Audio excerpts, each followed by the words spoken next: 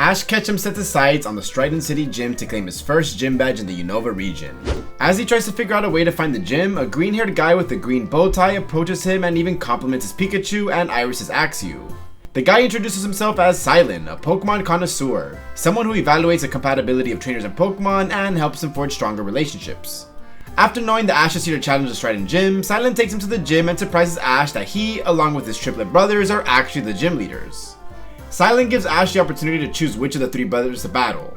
If he wins, then he gets the badge, but Ash has made up his mind and challenges all three brothers to a battle. The brothers are impressed by his determination, so they gladly accept the challenge. With that, Ash needs to win 2 out of the 3 matches to earn the badge. It's battle time. Tepig smokes Chili's Pansear in a fire-type showdown, but Cress's Panpour humiliates Pikachu in its second battle. Now it all comes down to Ash versus Cilan for the deciding match. Cilan sends out his ace, Pansage, as Ash calls for Oshawott despite the type's disadvantage. Pansage takes the upper hand and attacks Oshawott with Bullet Seed. Cilan then proceeds to taunt Ash and tells him to grow up and mature. Pansage continues his dominance with Bite, while Oshawott tries to retaliate with Water Gun. The otter misses most of his attacks until he finally hits the mark, but Pansage is just getting started. Now Cilan calls for one of the most powerful grass type attacks, Solar Beam. With nowhere left to run, Oshawott uses Scallop to try to deflect the attack, and it works. With this newfound weapon, Oshawott gains a bit more confidence to face Pansage, but the Grass Monkey manages to knock the Scallop off. It is here when Cilan decides that it's time for the battle to be served. What could this mean? One might think, well, it's just time for him to show off his connoisseur prowess and evaluate Ash and Oshawott's battle style mid-battle. He says that Oshawott's battle style has no spice, it's just bland. Whereas Pansage's attacks are crisp and brilliant, making it the star of the battlefield. He also ridicules Ash's choice of bringing a water type against a grass type.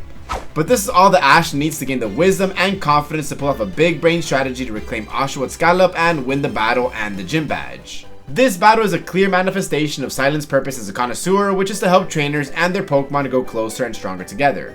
After the gym battle, Cilan decides to spend some time with Ash to interview him about his secrets in the battlefield. It is during this time when a crisis involving Team Rocket ensues. Cilan accompanies Ash to stop them, and in the end, he decides to travel with Ash on his journey around Unova. Cilan leaves the gym under the care of his brothers and bids them goodbye. When Iris appears out of nowhere, it is Cilan who proposes that the 3 of them travel together, and the most unique trio in the Pokemon anime is born. Not long after, Cilan encounters a wild Dwebble whose shell got stolen by a group of devil thieves. So Cilan and his friends decide to intervene and help Dwebble take back what's rightfully his. So it battles alongside Cilan, and thanks to his encouragement and support, Dwebble comes out victorious. After the battle, Dwebble gives Cilan his full trust and chooses to travel with him, and now our little connoisseur gains a long-lasting friend. Being the first male companion to replace Brock for an entire series, Cilan had big shoes to fill. Like Brock and Tracy, Cilan serves as a designated navigator and cook of the trio, being a food connoisseur himself. He's also the level-headed one that makes sure Ash and Iris don't go out of control, but with 2 kids, things are bound to get chaotic. Contrary to Brock's obsession with girls, Cilan's obsession is for the nerdy stuff like trains, fishing, movies, and detective mysteries. He's usually nice, optimistic, and well-mannered, but can sometimes lose his temper or be a goofball when certain situations arise. Speaking of losing temper, meet Burgundy, who's eccentric to say the least. She seems to have hostile feelings towards Cilan. These two have a history. Burgundy once challenged Cilan to the Striaton gym, but lost horribly. This loss hurt her so bad that she even gaslit herself into thinking that Cilan said some nasty things about her relationship with her Pokemon. Because of this, she harbored resentment on Cilan and swore to get her revenge. In addition, Burgundy is also a Pokemon connoisseur. She evaluates Ash's Pokemon and only gives negative comments to all of them, calling them horrible and saying that evaluating them is a waste of her time. But Cilan disagrees completely, and his evaluation is definitely the more accurate one. You see, Cilan is an A-class connoisseur, while Burgundy is only a C-class connoisseur, a beginner. With that, Burgundy challenges him to a 2-on-2 Pokemon battle. They both agree that if Burgundy wins, Ash will replace all of his Pokemon. Of course, Cilan wouldn't let his friend down so easily and wins the battle 2-0. Before she leaves, Cilan gives her some words of encouragement, saying that she's got potential to be a great connoisseur inside of her. But she's still mad about everything and swears to get her revenge one day before storming off. Remember when I said that one of Cilan's hobbies is fishing? Well, it turns out it's not just a hobby, it's a useful skill for him to have. That's because in one of his fishing expeditions, he snags a stunfisk and adds it to his team. He then joins a basculin fishing competition, but it is incredibly disappointed when he learns that it's a fake competition fabricated by Team Rocket. And soon it's time for the first of several fun mini tournaments and best wishes, the Nimbasa Club Battle. Personally, these are my favorite additions to the black and white anime. Here, trainers gather to compete in a 1v1 battle to claim the coveted Driftfield wing set that increases their base power of Pokemon. 16 trainers enter the tournament, and we are joined with some familiar faces: Trip, Bianca, Steven, Georgia, and of course, Burgundy, who still harbors ill feelings towards Cilan. In the first round, Cilan's matchup against a tough opponent, Trip. Cilan decides to give the little Dobo a chance to shine as it faces the intimidating Girder. The muscular Pokemon is shown to be very agile, using its steel bar both offensively and defensively. Cilan even does his evaluation time mid-battle, complementing Girder's technique and power. At one point, Girder manages to make a dent on Dobo's shell, but this makes it easier for Cilan to call for a Shell Smash, boosting Dobo's speed and attacking stats.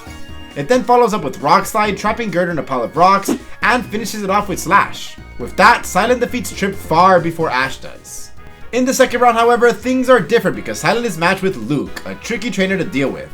Cilan sent out Stunfisk this time against Luke's Larvesta. There are two unusual Pokemon to see in a battle, so this battle ought to be interesting. Cilan immediately goes for the super effective Scald, but Larvesta counters the String Shot, mummifying the flat fish. After some exchanging of attacks, Luke makes an error of using Flamethrower, releasing Stunfisk from the strings. Cilan then describes Luke's Larvesta as beautiful and mellow, fierce yet subtle, strong and tempered. Cilan then commands Stunfisk to fly into the air and eject a powerful Scald, but Larvesta protects itself with String Shot. Larvesta then jetpacks its way to gain the aerial advantage and unleashes one more Flamethrower, winning the battle and ending Cilan's run in the club battle.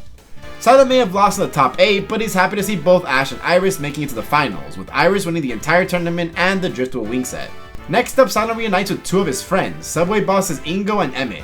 As huge train fans, Cilan has met them in previous Subway conventions.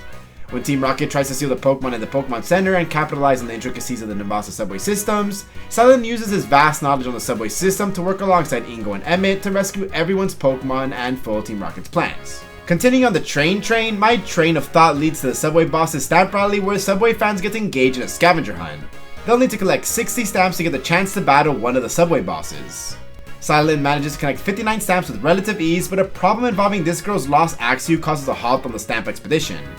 Soon after helping reunite her with Axew, the timer runs out, leaving Cilan in despair as he falls short of achieving his lifelong dream. But good thing Edina, the girl who he assisted, beholds the stamp he's missing. As thanks for his big help, she gives him the stamp, prompting Ingo and Emmett to not only give Cilan a one-on-one battle, but a 2v2 tag battle with Cilan and Ash as partners. In the awestruck arena of Gear Station, Cilan and Ash face off the Subway Bosses. It's Pansage and Tepig versus Chandelure and Electros. But despite giving it all, our heroes stand little chance against these veterans. Still, Cilan ends his day happy and fulfilled. Soon later, what seems like a normal day for Cilan turns out to be a critical one as his brother Chili shows up. He's surprised to learn that Chili has also begun traveling like him, leaving the Shrine Gym all to Cress. Chili instantly challenges Cilan to a 1v1 battle between Pansear and Pansage. You see, Chili has this hyper-offensive battle style, which Cilan manages to exploit. Pansage dodges all of Pansear's super effective attacks, waiting for the perfect time to strike back and win the battle. But this loss has caused Pansear to get angry at its trainer. Chili then blames the Fire Monkey for missing its attacks. These two are clearly not in sync right now, so Pansear runs away in one direction. No, not this one direction. And Chili runs away in the other. Cilan then decides to give Cress a call and see why all of this is happening. Turns out Chili ran away from the gym because of his frustration of losing to too many trainers in a row, and yes, that includes Trip and Burgundy. Cilan then engages in a slow, heartfelt talk with Chili, allowing him to calm down and reflect on his battle style and argument with Cress. Later on, Cilan and Chili find Pansear, and they all have a conversation together. Cilan figures out that instead of changing Chili's battle style, they just need to give Pansear a more diverse moveset. As the old saying goes, offense is the best defense, so Cilan and Pansage teach Pansear how to use Solar Beam so he can successfully deal with water types as well as rock and ground types. The training has indeed paid off because when Chili battles Ash, Pansear is able to use Solar Beam on Oshawott, scoring the win and further increasing their bond together. Cilan has shown how good of a brother he is, as Chili is now a better man, and the Fire-type trainer decides to head back to the Striaton Gym and continue fulfilling his duties as gym leader. Dealing with one gym leader to another, the heroes venture to Striaton City for Ash's 6th gym badge. Here they witness one of the weirdest gym mechanics ever. Instead of the traditional battles we see, Gym Leader Scala's gym battles are called air battles. What that means is she examines her opponent's Pokemon, then imagines how the battle would play out. If she thinks her opponents will beat her, she gives out the jet badge instantly. If she thinks that her opponent's Pokemon can't beat her, such as because of type disadvantages, she doesn't give them the badge. Ash gets mad at the silliness, but Cilan is infuriated, possibly one of the angriest he's ever been. As a gym leader himself, he doesn't stand for this kind of disrespect towards gym battles, and to prove his point, he challenges Scala to an actual battle. She gladly accepts a 3-on-3, and it begins with Pansage versus Swoobat. Pansage's type disadvantage only strengthens Scala's belief, as it stands no chance against the courting Pokemon. This causes Cilan to send off his newly evolved Crustle.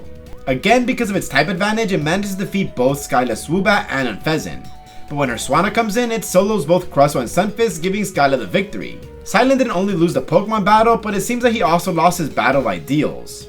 It honestly feels similar to every time Ash would lose to Paul, but being the good friend that he is, Ash avenges Cilan on his official gym battle with Skyla, proving that although type advantage plays an important role in a battle, there's a lot more to Pokemon's strength. In the end, Skyla decides to stop doing her air battles, stating that the way trainers and Pokemon synergize in an actual battlefield can yield unpredictable outcomes. Cilan's battle skills are again put to the test in the upcoming tournament, the Cubsplosion Tournament. Cilan, Ash, and Iris all join with hopes of gaining more experience for themselves and their Pokemon, and win 1 year's worth of Pokemon vitamins. Of course, Burgundy and the other rivals are here too to bring the drama. In the first round, Cilan is matched up against a trainer named Flora. It was a pretty quick battle as Pansage uses a combo of Solar Beam and Dig to score the win against Gothorita. In the second round, however, Cilan loses to Steven, who would go on to win the entire tournament. Cilan has been shown to be good at evaluating trainers and Pokemon's compatibility. This time his A-class Connoisseur status is challenged. A rich man named Mr. Hatterley hires Cilan to determine which Pokemon would be best suited to be her daughter Marigold's first partner. Cilan is hired against Ricard, another A-class Connoisseur. Oh yeah, Burgundy was there too. This guy insists that Petaleo should be Marigold's first Pokemon because its looks and graceful poise fits Marigold. But Cilan decides to first get to know his client as he starts asking some questions to the shy girl. To objectively determine the better Connoisseur, Mr. Hatterley decides that the two Connoisseurs engage in a one-on-one battle, and whoever wins gets to decide Marigold's first Pokemon.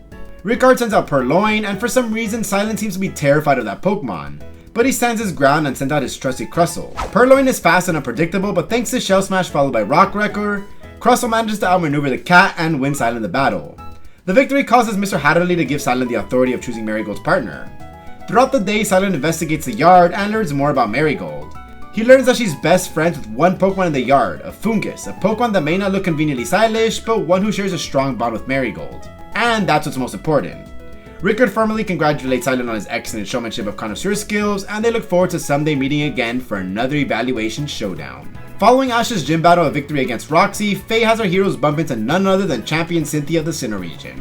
After helping rescue the mythical Meloetta, Cynthia takes them on a seaplane ride bound for Eastern Unova, where the gang is stoked to participate in another tournament.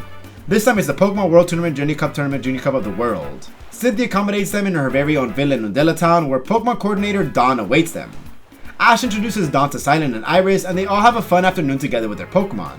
Cilan's curiosity leads him to want to test Dawn's contest prowess and evaluate her combination, so he and Pansage engage in a contest battle with Dawn and Piplup. Dawn shows off why she's a formidable coordinator, but Cilan's also got an excellent range of attacks and counterattacks. The battle ends in a beautiful fireworks spectacle that even gets Meloetta delighted. Not long after, Cilan and his friends enter the Junior Cup. Here, Cilan is matched up against two random NPCs in the first round, so he easily takes the win thanks to Pansage and Stunfisk. In the semifinals, however, Cilan is matched up against Trip. Cilan has been in this guy before, but Trip is no pushover. Despite having a powerful Crustle by his side, Trip's fully evolved Superior has grown so much, even learning the ultimate grass-type move, Frenzy Plant, the attack that ended Cilan's run in the tournament. After the Junior Cup, Cilan continues his travels with Ash and Iris. At one point they meet brothers Soren and Rocco, who challenge him and Ash to a tag battle. While the brothers manage to pull off some amazing combinations, the sheer strength and excellent teamwork of Cilan and Ash score them the win. Cilan then acts as their big brother and mentor throughout the day, evaluating their strengths and improving on their weaknesses. Having brothers himself, this is an everyday task for Cilan. He figures out the missing piece in their arsenal, which is a water-type Pokemon. So Cilan uses his fishing prowess to help them catch a Corphish and a Buizel, which provide a great amount of utility for their team. Cilan soon parts ways with a brother and would go on to support Ash throughout the Virtuous Conference, cheering with Iris from the bleachers. As the curtains close on the Unova League, the gang make their way back to Pallet Town, but along the way they make various pit stops on the beautiful islands of Decalore. It's quite an uneventful side expedition, but it has some moments where Cilan shines. Remember when I said Cilan's got some weird phobia of Purloin? Well, now his nerves are put to the test. Gem collector Mr. Ripple has lost one of her most precious gems, the Eye of LUAPER, so it's detective time for Mr. Cilan Holmes. As he analyzes the evidence, Cilan realizes that he needs the help of Mr. Ripple's pet Purloin, who is an eyewitness to the whole crime. And thanks to Purloin, Cilan successfully deduces the identity of the thief and returns the missing Eye of LUAPER. Near the end of their travels, Cilan receives a call from his brothers urging him to visit Paladin Island. Turns out the Striaton gym is under a crisis. This trainer named Morana once challenged the gym and makes a deal that if she wins, then she takes over the Striaton gym and becomes the new gym leader. Impatient Chili foolishly agrees, but fails to stop her. The same thing happens to Cress. With that, Morana ventures to defeat the final Striaton brother to secure her position as a new gym leader. With their beloved gym on the line, Cilan gives it his all, putting all his trust in his dearest partner Pansage, despite facing a trainer who specializes in ice types.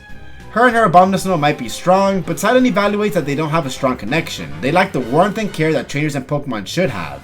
And that loving warmth is what Cilan has to thaw a frozen Pansage and defeat the enemy with Solar Beam. Mirana leaves declaring that she'll win the next time they battle. With that, the gang arrives in the Kanto region, and as one journey ends, another begins. Cilan decides to hop on board a magnet train to the Johto region to take part in the Old Rod fishing contest hosted by Mr. Briny. He and Iris, who's also going to Johto to visit Claire, bid their final goodbyes to Ash. Despite being away from Ash for quite some time, fate has them connected. He once crosses paths with Brock, and together they form the plans of a Pokemon hunter and manage to calm down a rampaging Gyarados. They sadly never got the opportunity to ask each other's names though. Sometime later, Cilan encounters Clemon and Bonnie because his fishing lures have led him to visit the Kalos region. Lumio City is the hub of trains, so he fanboys over the intricate subway system. Now, when Bonnie gets trapped in the malfunctioning subway system, he skillfully guides her through the train's controls and then uses his fishing rod to rescue her just before a crash. Cilan then deduces that the system's malfunction is the work of an overcharged Electros, and together with Clemon and Bonnie, they bring it back to its natural habitat. Soon after, Cilan leaves to check out Shalore's Tower of Mastery. The next time we see Cilan on our screens is in Pokemon Journeys. At first we see him in cameos, such as when he's shown to be an active listener to Team Rocket's radio show, even sending them a fan letter under the name Radio Connoisseur. Later we would see Cilan watching Ash's final battle against Leon alongside Brock and Alexa, so I guess they did get to know each other after all. Finally, in Aim to be a Master, Cilan reunites with Ash and Brock and meets Misty for the first time.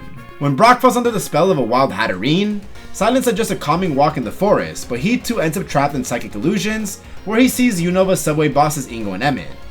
After they all break free, Cilan cheerfully announces that he's heading back to Unova to join a food event hosted by the subway bosses. Who knows what kind of exciting adventures await a young connoisseur. And that's it for Cilan's complete history. He's truly one of a kind. Someone who shows us that it's okay to geek over the things we love, whether it's food, mystery, fishing, trains, or friendship. Cilan embraces his passions proudly as a true connoisseur. Thank you so much for watching. It's been your boy LUAPER, and I've got a train event to catch, so I'm out. Peace.